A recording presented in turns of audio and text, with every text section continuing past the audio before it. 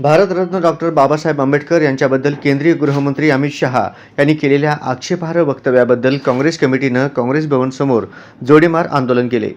केंद्रीय गृहमंत्री अमित शहा यांच्या प्रतिकात्मक पुतळ्याला जोडे मारून त्या वक्तव्याचा निषेध नोंदवण्यात आला। दरम्यान केंद्रीय गृहमंत्री अमित शहा यांनी संसदेत भारतरत्न डॉक्टर बाबासाहेब आंबेडकर यांच्याबद्दल अपमानकारक वक्तव्य केले होते। त्या वक्तव्याचा पडसाद सोलापूर शहरात होत आहे। काँग्रेस कमिटीच्या वतीनं काँग्रेस भवनसमोर जोरदार निदर्शने करत निषेध नोंदवण्यात आला।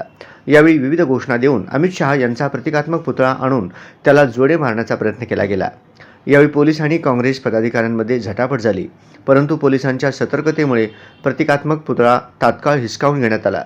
यावेळी कोणतीही अनुचित घटना घडू नये यासाठी काँग्रेस भवन परिसरात चोख पोलीस बंदोबस्त तैनात करण्यात आला होता।